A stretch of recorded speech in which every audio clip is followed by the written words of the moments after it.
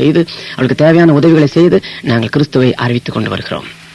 நல்லது புஷ்பராஜன் அவர்களே, நீங்கள் ஆதிகால வாசிகளுடன் தொடர்பு கொண்டு உண்மையான ஒரு கிறிஸ்தவ சேவை செய்வதற்காக பாடுபட்டு வருவதற்காக எமது நன்றிகள். அத்தோடு படித்த இளைஞர்களிடம் நீங்கள் கிறிஸ்தவ சமய பிரச்சாரம் செய்வதையும் விட படிக்காத பாமர மக்களிடம் செய்வது நல்லதென்று நினைக்கிறீர்களா? அப்படி நல்லது என்று நினைத்தால் அது எந்த அளவில் உங்களுக்கு சாத்தியமாகிறது என்பதை பற்றி தயவு செய்து சுருக்கமாக சொல்லுங்கள்.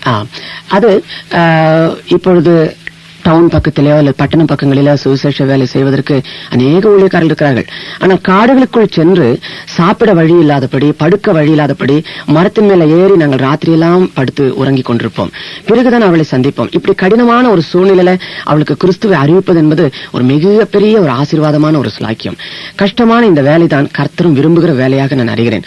சுகமான ஒரு ஊழியத்தை எல்லாரும் விரும்புவார்கள். ஆனால் இந்த கஷ்டமான ஊழியத்தை கர்த்தர் விரும்புகிறதை நான் அறிந்து, ஆகவே அந்த ஊழியம் தான் உண்மையான ஊழியமாக நாங்கள் கருதுகிறோம். இதுல எந்த விதமான ஆதாயமும் கிடையாது, எந்த விதமான சலுகைகளும் கிடையாது. எங்களை அழைப்பவர்கள் எங்களுக்கு போக வர செலவுகளும் கொடுப்பது கிடையாது. காரணம், இது யாரும் அழைக்காத ஒரு ஊழியம். நாங்களாகவே செய்கிற, எங்களுக்கு இருக்கிற பண வசதிகளை வைத்து அவிலிருந்து மருந்துகளை வாங்கி நாங்கள் செய்கிறது. இதிலே நாங்கள் அடைகிற திருப்திகள் நாங்கள் பெரிய கூட்டங்களிலே நிச்சயமாக நாங்கள் அனுபவிக்க முடியவில்லை. இதிலே எங்களுக்கு ஒரு பெரிய சந்தோஷமும் ஆசீர்வாதமும் உண்டு. நீங்கள் குறிப்பிட்டு சொல்வதை பார்க்கும் போது உண்மையாகவே கற்ற விஷயம் தெரிந்த மக்களிடம் பிரச்சாரங்களை மேற்கொள்வதையும் விட பாமர மக்களிடம் இத்தகைய சேவைகளை மேற்கொள்வது சிறந்தது என்று கூறுகிறீர்கள். அத்தகைய முறையில் நீங்கள் மென்மேலும் வெற்றியடைய நாங்கள் பிரார்த்திக்கிறோம். அதே நேரத்தில் நீங்கள் எங்களுடைய இலங்கையில் வந்து கிறிஸ்தவ இளைஞர்களுக்கு பல அறிவுரைகளை வழங்கி வந்திருக்கிறீர்கள். எங்களுடைய கிறிஸ்தவ இளைஞர்களுக்கு நீங்கள் வானொலி மூலமாக, இந்த நிகழ்ச்சி மூலமாக எதையாவது குறிப்பிட விரும்புகிறீர்களா? ஆம், மிகவும் எனக்கு ஒரு பாரம் உண்டு இலங்கை வாழ் வாலிபர்களை குறித்து. விசேஷமா ஒன்றை கூறிக்கொள்கிறேன். எந்த வாலிபர்களும் கூடியவரை அரசியலில தலையிடாதபடி, அரசியலை கவனியுங்கள், ஆனால் அரசியலில தலையிடாதபடி உங்கள் படிப்புகளையும் உங்களுடைய பிற்கால வாழ்க்கைகளை குறித்தும் பாரத்தோடு செயல்படுங்கள். பெற்றோர்களுக்கு கீழ்ப்படிந்தருங்கள். தவறான எந்த வழிகளிலும் தவறான நண்பர்களோடு இணைந்து அல்லது வாழ்க்கையை கெடுத்துக் கொள்ளாதபடி அவர்கள் பார்த்துக் கொள்ள வேண்டும் என்கிற ஒரு பெரிய பாரம் எனக்கு உண்டு. இந்தியாவை காட்டிலும் இலங்கையில ஒரு பெரிய சுதந்திரம் இருக்கிறதை நான் அறிகிறேன்.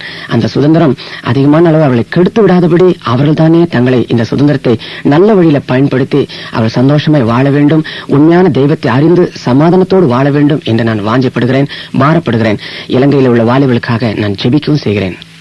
நல்லது திரு புஷ்பராஜன், நீங்கள் பிரசங்கங்கள் செய்வது மட்டுமல்ல, நான் கூட நீங்கள் மேடையில் பாடுவதை பக்தி பரவசமாக எல்லோரையும் கவரக்கூடிய விதமாக நீங்கள் பாடுவதை நான் கேட்டிருக்கிறேன். நீங்கள் சகோதரா இறங்கி வா, இல்லை நான் தவறாக சொல்லிவிட்டேன் போல இருக்கிறது, சகைவே இறங்கி வா, நான் உங்கள் வீட்டில் தங்க வேண்டும் என்று நீங்கள் பாடினீர்கள். அந்த பாடல் வானொலி கேட்டுக்கொண்டிருக்கும் எங்கள் கிறிஸ்தவ நேயர்களுக்கும் ஒரு முறை செவிக்கு விழுந்தால் இன்பமாக இருக்கும். தயவு செய்து ஒரு முறை பாடுகிறேன். நன்றி. சகையுவே இறங்கி வா, நான் உன் வீட்டில் தங்க வேண்டும். சகையுவே இறங்கி வா, நான் உன் வீட்டில் தங்க வேண்டும். தங்க வேண்டும், தங்க வேண்டும், நான் உன் வீட்டில் தங்க வேண்டும். தங்க வேண்டும், தங்க வேண்டும், நான் உன் வீட்டில் தங்க வேண்டும். சீக்கிரமாய் இறங்கி வா, நான் உன் வீட்டில் தங்க வேண்டும். சீக்கிரமாய் இறங்கி வா, நான் உன் வீட்டில் தங்க வேண்டும். தங்க வேண்டும், தங்க வேண்டும், நான் உன் வீட்டில் தங்க வேண்டும். தங்க வேண்டும், தங்க வேண்டும், நான் உன் வீட்டில் தங்க வேண்டும். சகோதரா நீயும் வா, நான் உன் வீட்டில் தங்க வேண்டும். சகோதரி நீயும் வா, நான் உன் வீட்டில் தங்க வேண்டும். தங்க வேண்டும், தங்க வேண்டும், நான் உன் வீட்டில் தங்க வேண்டும். தங்க வேண்டும், தங்க வேண்டும், நான் உன் வீட்டில் தங்க வேண்டும். நல்லது வைத்திய கலாநிதி புஷ்பராஜன் அவர்களே, நிச்சயமாக இலங்கையில் உள்ள ஒவ்வொரு கிறிஸ்தவர் வீட்டிலும் நீங்கள் வழங்கிய அறிவுரைகள், நல்ல பண்பாடுகள் தங்கும் என்றும் செழித்து ஓங்கும் என்று கூறிக்கொண்டு நீங்கள் இந்த பேட்டி அளித்தமைக்காக நன்றி கூறி விடைபெறுகிறோம். வணக்கம். வணக்கம். வேத புஸ்தகத்திலே நடந்த ஒரு சரித்திரத்தை நான் உங்களுக்கு இப்பொழுது சொல்ல போகிறேன். வேதனை நிறைந்த ஒரு சகோதரி ஒருவள் இருந்தாள். அந்த சகோதரியுடைய குடும்பம் சந்தோஷமாக தான் இருந்தது. ஆனால் ஒரு குழந்தை பெற்றதுக்கு பிறகு அந்த குடும்பத்திலே சில பிரச்சனைகள் உண்டானது. அவளை நேசித்த சகோதரி அவளை வீட்டை விட்டு வெளியே போ என்று சொல்லிவிட்டாள். இதுவரை அந்த வீட்டிலேயே நம்பியிருந்த அவளுக்கு வெளியே போ என்ற வார்த்தையை கேட்டவுடனே உள்ளத்தை நுறுக்கத்தக்கதாக வேதனைப்பட ஆரம்பித்தாள். இனி நான் எங்கு போவேன்? நான் ஒரு அடிமை, என்னை யாரும் ஏற்றுக்கொள்ள முடியாது. நான் அடிமையாகவே இருந்திருப்பேன். ஆனால் நீங்கள் தானே என்னை கூட்டி வந்தீர்கள், இந்த வீட்டுக்குள் வைத்தீர்கள், என்னை ஏன் வெளியே போக சொல்லுவீர்கள்? கண்ணீரோடு கேட்டு பார்த்தாள். முடியவில்லை. கடைசியாக தன்னுடைய புருஷனிடத்தில் போனாள். என்னை வீட்டை விட்டு வெளியே போன்னு சொல்லுகிறார்களே, நான் எங்கு போவேன் என்று கண்ணீர் விட்டாள். புருஷனும் மௌனமாக இருந்தான். அவனும் ஒன்றும் பேசவில்லை. இந்த சகோதரனுடைய உள்ளம் நொடிந்ததாய் வேதனைப்பட்டு அவள் வீட்டை விட்டு வெளியேறினாள். பெற்ற மகனையும் நடத்தி கொண்டு அவள் செல்லுகிறாள். நாட்டிலே அவளுக்கு இடமில்லை, காட்டிலே அவளுக்கு இடமில்லை. கடைசியிலே மணல்கள் நிறைந்த பாலைவனத்துக்கு அவள் போகிறாள். எங்கு போவதென்றே அவளுக்கு தெரியவில்லை. மார்க்கம் உண்டா, வழி உண்டா என்று யோசித்துக் கொண்டே போகிறாள். இனி அவளுடைய வாழ்க்கையில அவள் நம்பி இருப்பதெல்லாம் அந்த ஒரே ஒரு பையன்தான். அந்த பையனும் இப்பொழுது சொல்லுகிறான், அம்மா எனக்கு தாகம், நாக்கு வரல்கிறது, குடிக்க எனக்கு தண்ணீர் வேண்டும் என்று கேட்கிறான். கையிலோ தண்ணீர் இல்லை.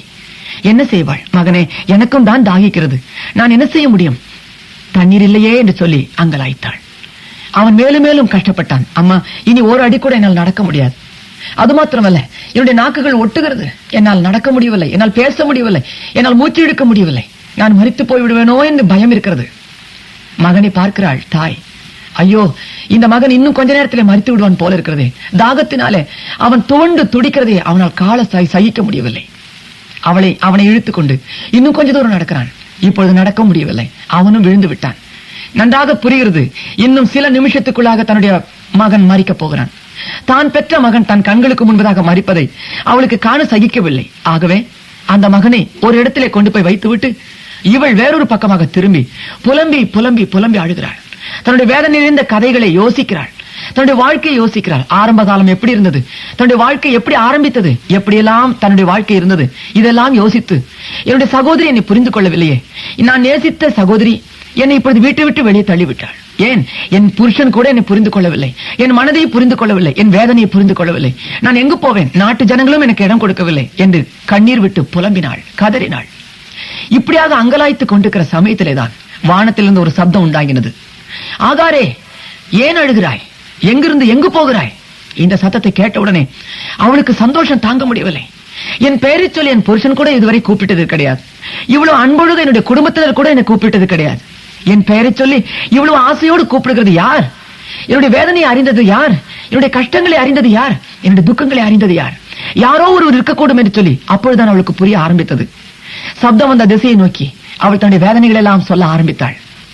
அந்த வேதனைகளை கேட்ட பிறகு தேவன் சொன்னார், மனுஷால் கூடாத காரியத்தை தேவனால் செய்ய முடியும் என்பதை அந்த இடத்துல நிரூபித்து காட்டினார். பாலைவனமானது வெள்ளத்தினாலே நிறைய ஆரம்பித்தது. பாலைவனத்துக்குள்ளேயும் கூட ஒரு வெள்ளத்தினுடைய அருவி ஒன்று புறப்பட ஆரம்பித்தது. இதோ மகனும் தாயுமாக சேர்ந்து அந்த தண்ணீரை குடித்து அவர்கள் திருப்தி அடைந்தார்கள். இப்பொழுதுதான் அந்த சகோதரிக்கு ஒரு காரியம் புரிந்தது. என்ன அது? என்னை எல்லாரும் கைவிட்டார்கள், ஆனால் என்னை கைவிடாத ஒருவர் உண்டு என்பதை இன்றைக்கு நான் புரிந்து கொண்டேன். என்னுடைய வாழ்க்கையை யாருமே புரிந்து கொள்ளவில்லை, என்னுடைய மனதிலுடைய துக்கங்களை யாரும் தெரிந்து கொள்ளவில்லை என்று நான் இதுவரை யோசித்திருந்தேன். ஆனால் ஏதோ ஒன்று என்னை கவனித்துக் கொண்டே இருக்கிறது. அது என் தெய்வத்தினுடைய கண்கள். என்னுடைய வேதனையிலே அறிந்தவர் என் தெய்வன் என்று சொல்லி அப்பொழுதுதான் அவள் புரிய ஆரம்பித்தாள். ஆம், தன்னுடைய எல்லா ரகசியங்களையும் அறிந்த தெய்வம், தன்னுடைய பாரங்களையும் வேதனைகளையும் அறிந்த தெய்வம் அன்றைக்கு தான் அவளுடைய கண்களுக்கு புலனாக ஆரம்பித்தது. உடனே அவள் சந்தோஷத்தோடு கூட தேவனோடு பேச ஆரம்பித்தாள். என்னுடைய முற்பிதாக்கள் உம்மை யெகோவா என்று சொல்லி கூப்பிட்டார்கள், ஆனால் நாதா, நான் இன்றிலிருந்து உமக்கு ஒரு புதிய பெயரை வைக்கப் போகிறேன். நீர் என்னை காண்கிற தேவன், என்னுடைய வாழ்க்கையை காண்கிற தேவன், என்னுடைய ரகசியத்தை காண்டவர், என்னுடைய வேதனைகளை புரிந்தவர், என்னுடைய கண்ணீர்களை துடைத்தவர். ஆகவே உமக்கு இந்த பெயர் பொருந்தும் என்று சொல்லி அந்த புதிய பெயரை அந்த தெய்வத்துக்கு வைத்தாள். ஆம், கேட்டுக்கொண்டிருக்கிற அருமையான சகோதரனே, சகோதரியே, உன் தேவன் உன்னை கவனித்துக் கொண்டே இருக்கிறார். உன் வேதனைகளை புரிந்து வைத்தவர் யாருமே பார்க்கவில்லை என்று யோசிக்காதே. யாரும் என்னுடைய கவலைகளை புரிந்து கொள்ளவில்லையே என்று யோசிக்காதே. இனி என்னுடைய வாழ்க்கையானது நடுத்தருவுக்கு வரப்போகிறது என்று யோசிக்காதே. இதோ தெய்வத்தினுடைய வலது கரம், சக்தி உள்ள அந்த வலது கரம் உன்னை தூக்கி பிடிக்க போகிறது, உன்னை ஆசீர்வதிக்க போகிறது. அவர் உன்னை கவனித்துக் கொண்டே இருக்கிறார். உன் தாய் உன்னை மறந்தாலும் நான் உன்னை மறக்க மாட்டேன் என்று சொன்னார். எரேமியா தீர்க்கதரிசியுடைய புத்தகத்திலே சொல்லப்பட்டிருக்கிறது, நான் மாறாதவர் என்று சொல்லியிருக்கிறார். தெய்வத்தினுடைய தன்மை மாறாது, அவருடைய அன்பு மாறாது. நீ நேசித்தவர்கள் உன்னை கைவிடலாம், நீ நம்பிக்கொண்டிருந்தவர்கள் உன்னை கைவிடலாம், ஆனால் இயேசுவோ உன்னை கைவிட மாட்டார். அவர் கைவிடாத தேவன், அவர் முற்றுமுடிய காக்க வல்ல தேவன், அவர் உயிருள்ள தேவன். ஆகவே உன்னுடைய வேதனைகளை புரிந்து வைத்த தேவன் அவர் ஒருவரே. இன்றைக்கு அவரோடு கூட பேசு. கர்த்தாவே, எல்லாவற்றையும் அறிந்த தெய்வமே என்னை காப்பாற்றும் என்று சொல்லு. ஆம், தேவன் உன்னை கவனித்துக் கொண்டே இருக்கிறார். ஒவ்வொருடைய இருதயத்தையும் புரிந்து வைத்துக் கொண்டே இருக்கிறார். இயேசு கிறிஸ்து பூலோகத்தில் இருந்த சமயத்திலே 2 சீஷன்மாரை அனுப்புகிறார். பஸ்கா பண்டிகை புசிப்பதற்காக ஒரு வீடு ஒன்று வேண்டும், ஜெபிப்பதற்கு ஒரு அறை ஒன்று வேண்டும். அதற்காக அவர்களை தேடி போகும்படி சொன்னார். நீங்கள் போகிற வழியிலே தண்ணீர் சுமந்து கொண்டு போகிற ஒரு மனுஷனை பார்ப்பீர்கள். அந்த வேலைக்காரன் எந்த வீட்டுக்குள் பிரவேசிக்கிறானோ அந்த வீட்டினுடைய எஜமானை பார்த்து இவ்விதமாக கேளுங்கள் என்று சொல்லி அவர் சொல்லி அனுப்பினார். அந்த எஜமானை இங்க கேட்டால் அவன் உங்களுக்கு மேலறையை காட்டி கொடுப்பான் என்று சொன்னார். ஆம், எங்கேயோ உட்கார்ந்திருக்கிற தேவன் அந்த வீட்டினுடைய ஒவ்வொரு நடவடிக்கைகளையும் கவனித்துக் கொண்டிருப்பதை இதன் மூலமாக விளங்குகிறது அல்லவா? அந்த வீட்டினுடைய வேலைக்காரன் என்ன வேலை செய்து கொண்டிருக்கிறான், எத்தனை வேலைக்காரர்கள் இருக்கிறார்கள், அந்த ஒவ்வொரு வேலைக்காரர்களும் இப்பொழுது என்னென்ன வேலை செய்து கொண்டிருக்கிறார்கள் எல்லாம் அவருடைய கண்களுக்குள் தெரிகிறது. பாருங்கள், சொல்லி அனுப்பும் போது சொல்லுகிறார், தண்ணீர் குடம் சுமந்து எடுத்துக்கொண்டு போகிற ஒரு வேலைக்காரனை காண்பீர்கள் என்று சொல்லுகிறார். அந்த குடத்துக்குள்ளே தண்ணீர் இருக்கிறதா இல்லையா என்பதும் கூட அவருடைய கண்கள் காணுகிறது. அந்த வீட்டிலே எத்தனை வேலைக்காரர்கள் இருக்கிறார்கள் அதுவும் கூட அவருடைய கண்கள் காணுகிறது. அருமையான சகோதரனே, சகோதரியே, ஒரு வீட்டினுடைய வேலைக்காரனை அறிந்து வைத்திருக்கிற தேவன் உன்னுடைய பிள்ளைகளை குறித்து அறிந்திருக்க மாட்டாரா? உன்னுடைய வேதனைகளை அறிந்திருக்க மாட்டாரா? உன்னுடைய கவலைகளை புரிந்திருக்க மாட்டாரா? நீ நன்றாக அவரை விசுவாசிக்க ஆரம்பி. அந்த வீட்டுக்குள் சென்ற உடனே ஆண்டவராகிய இயேசுடைய கண்கள் அந்த வீட்டுக்குள் போகிறது. முதலாவது அறை 12 பேரும் ஜெபிக்க போதுமானதல்ல. 2வது அறை அதுவும் போதுமானதல்ல. இதோ அவருடைய கண்கள் மேலறையை பார்க்கிறது. அந்த அறையை பார்த்த உடனே தான் தெரிகிறது, இந்த இடத்துல 12 பேர் சேர்ந்து ஜெபிக்க முடியும். ஆகவே இந்த அறை தான் அவன் உங்களுக்கு தருவான் என்பதை முன்னதாகவே சொல்லி வைத்து அனுப்பி வைத்து விடுகிறார். பாருங்கள், அந்த தெய்வம் அந்த வீட்டினுடைய நீளம் அகலத்தையும் கூட புரிந்து வைத்திருக்கிறார். அந்த வீட்டில் எத்தனை பிள்ளைகள், அவருடைய வருமானங்கள் என்ன, நீ எப்படி ஜீவிக்கிறாய், எல்லாவற்றையும் அறிந்த தெய்வம். பயப்படாதே சகோதரனே, பயப்படாதே. உடைய வருமானம் குறைந்திருக்கிறது என்று வேதனைப்படுகிறாயா? உடைய வியாதினாலே கஷ்டப்பட்டுக் கொண்டிருக்கிறாயா? உன்னை அவர் பார்த்துக் கொண்டே இருக்கிறார். நீ கேள், நிச்சயமாக அவர் மாற்றி தருவார். ஜெபிக்கிற எல்லாரையும் தேவன் கவனித்துக் கொண்டே இருக்கிறார். கண்கள் இல்லாதவனாய் ஒரு சகோதரன் வீட்டுக்குள் இருந்தான். அந்த சகோதரனிடத்தில் ஒரு ஊழியக்காரனை தேவன் அனுப்புகிறார். நேர்த்தெரு எனப்பட்ட தெருவுக்கு போ, அங்க ஒரு வீடு இருக்கிறது, அந்த வீட்டுக்குள்ள ஒரு மனுஷன் இப்பொழுது ஜெபம் பண்ணி கொண்டிருக்கிறான் என்று சொல்லி அடையாளம் காண்பித்து அந்த வீட்டுக்குள் அனுப்புகிறார். நேர்த்தெரு என்று சொல்லி தெருவுடைய பெயரையும் சொல்லி அனுப்புகிறார். ஆம், நீ எந்த வீட்டில் இருக்கிறாய், எந்த ஊரில் இருக்கிறாய், எந்த தெருவில் இருக்கிறாய், எல்லாம் தேவனுக்கு தெரியும். அது மாத்திரமல்ல, ஜெபிக்கிற பிள்ளைகள் எந்த வீட்டுக்குள் இருந்தாலும் அவருடைய கண்கள் கண்டு கொண்டே இருக்கிறது. தேவன் சொல்லி அனுப்புகிறார் அந்த ஊழியக்காரனுக்கு, அவன் இப்பொழுது ஜெபித்துக் கொண்டிருக்கிறான், அதுதான் அடையாளம் என்று சொன்னார். ஆம் அருமையானவனே, நீ ஜெபித்துக் கொண்டிருக்கிற இடம் எதுவாய் இருந்தாலும் சரி, ஆண்டவராகிய இயேசு கிறிஸ்துவின் கண்கள் காணுகிறது. உன் வேதனைகளை காணுகிறது, உன் துக்கங்களை காணுகிறது. ஆகாரே, ஏன் வேதனைப்படுகிறாய்? ஆகாரே, ஏன் துக்கப்படுகிறாய்? எல்லாரும் கைவிட்டார்கள் என்று யோசிக்கிறாயா? நான் உன்னை கைவிடவில்லை. உன்னுடைய சந்ததியை நான் ஆசீர்வதிப்பேன், உன்னுடைய பிள்ளையை நான் ஆசீர்வதிப்பேன். பயப்படாதே, மனுஷரால் கூடாத காரியங்களை நான் செய்வேன் என்று சொல்லி பாலைவனம் ஒரு சோலைவனமாக மாற்றி கொடுத்தார். தண்ணீரே வராத இடத்துல தண்ணீரை உண்டாக்கி தந்தார். இப்பேற்பட்ட அற்புதர் இயேசு, இப்பேற்பட்ட அற்புதர் நம்முடைய தேவன். பயப்படாதே, அந்த தெய்வத்திடத்தில் இப்பொழுது வா, ஜெபம் பண்ணு, ஆண்டவர் உன்னை ஆசீர்வதிப்பார். ஜெபிக்கிறவரை அவர் கவனித்துக் கொண்டே இருக்கிறார். உடைய வியாகுலங்களை எல்லாம் கவனித்துக் கொண்டிருக்கிறார். நாம் ஜெபிக்கலாமா? அன்புள்ள இயேசு சுவாமி, நன்றியோடு ஸ்தோத்திரிக்கிறோம் கர்த்தாவே. எங்களை அறிந்த தெய்வமே, எங்களுடைய வேதனைகளை அறிந்த தெய்வமே, எங்களுடைய குடும்பத்தினுடைய எல்லா காரியங்களை அறிந்த தெய்வமே, இப்பொழுதும் கர்த்தாவே உங்களுடைய பாதத்தை தேடி வந்திருக்கிறோம். எல்லா பிரச்சனைகளையும் அறிந்தவர் நீர்தானே.